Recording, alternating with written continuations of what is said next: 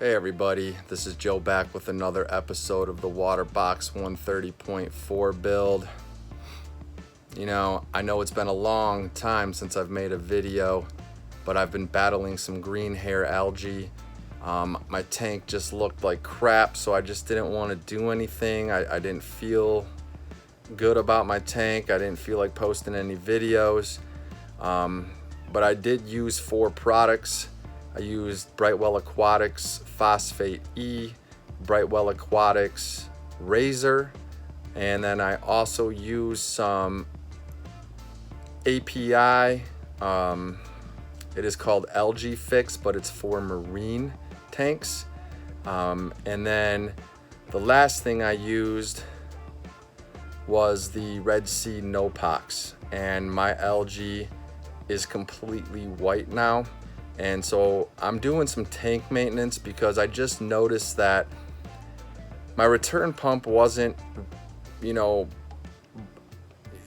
flow wasn't as much as I was used to when I saw it. And so I went to my vinyl tubing and I squeezed it all up and down the tubing, and just a bunch of detritus came out. I think a lot of the green hair algae also got stuck inside where the gate valves are, when you tighten them up or loosen them to let more or less flow in.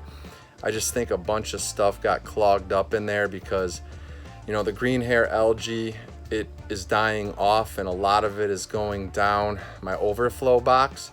So I already did a video on all the maintenance, but I am gonna do this video to show you how easy it is to take off the manifold that I built. A lot of people commented on the manifold saying that, well, where's my unions? Where's the unions? It's gonna be hard to take off. Well, I know about plumbing, and the way that Waterbox made that return line, you don't need unions. And I'll show you what I mean. So I'm gonna flip this around. I already have it all cleaned out, but let me show you. All right, so there's the manifold taken apart right there. I also have my skimmer taken apart. This green hair algae is kicking my butt, and just a lot of particles got stuck everywhere, and so I'm doing a good cleaning. But here's the Waterbox return line right here, and the reason why I didn't use a union is because this piece right here is threaded. This is a 1/2 inch, and that fitting right there is a 1/2 inch screw on. So all you have to do is just take off that piece right there and you unscrew it. So you don't need unions. And I also want to show you something. The reason why I didn't put any unions down there is because you can get something like this snake that I have.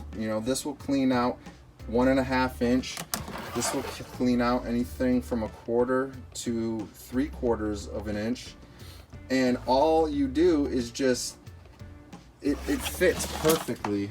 And I know, I'm sorry I'm turning this around, but this fits perfectly inside here when you put some pressure on it. And you can go up each one of them, go this way. It will bend around the elbow right down through there.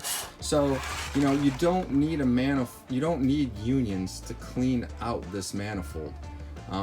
There's my Varios 8, cleaning that out. So I'm just doing a huge tank maintenance again because that green hair algae kicked my butt. I did mention that I used 4 products. I actually used 5. The first product I used was Flux RX. It's fluconazole, and I sat that in there for 14 days without any carbon. All I did was run my filter socks, and that algae turned completely white probably around the 7th day, And then I started dosing Nopox, the phosphate E, and the API algae fix, and all that. My algae is dying off right now. It is so easy to scrape off the rocks. I mean, it's still there, and I'll try to get a shot of it for you. But from what it was, my whole tank was literally covered in green. My substrate was covered in green. My live rock was covered in green. So yeah, but I just wanted to make this short video because I know it's been a long time, and you know, I'm in process here. But the next step I'm going to be doing is I'm going to take off the emergency drain and the main drain and clean out those pipes as well, and then I'm going to clean out the overflow box and then my sump. So we got a pretty big water change coming. You know, here's a little water station, and there it is right there. And like I said, you know, I use Fritz RPM salt. It's the high elk salt. I really like it. But I will be back at some point to show you the rest. All right, I know it's a little messy, but there's everything taken out and cleaned out. There was a ton of stuff in these, just a bunch of gunk. So now I gotta install them back in. There's pieces. Just always wondering what I'm doing. But yeah, so far so good. All right, here are the products that I use to get rid of my green hair algae. I have the Brightwell Aquatics Razor and Phosphate E, along with the Red Sea Nopox and this algae fix, which is good for marine tanks.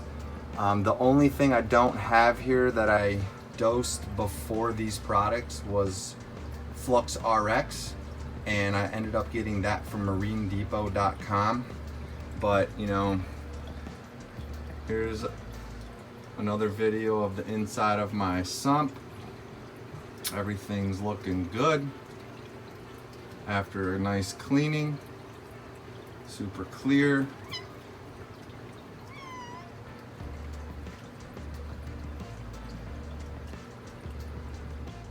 All right, guys, this is my tank. It looks so much better now.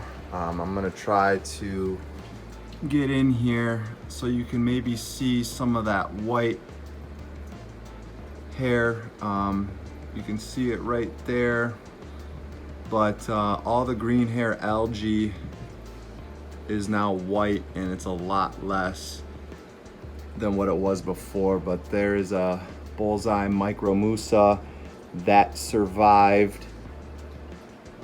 My zoa survived, and my hammer is just retracted right now. I don't know what's gonna happen, but I do have a flower anemone right there. That's doing real well. But other than that, you know, after using that Ruby Reef Rally and Kick, it basically took out some of my corals. I have a mushroom back there, but it took out a pulsing xenia. I also had some favia that died, a galaxia that died. So, you know, I'm gonna say that it is not reef safe, even though it claims it is. But there's my yellow tang. She's doing real good. I don't know why she's obsessed with that little spot, but you know, she's eating her seaweed. And you can see my substrate is now white, where before it was green. But yeah, please like and subscribe to my videos. I would really appreciate it. Y'all have a good day.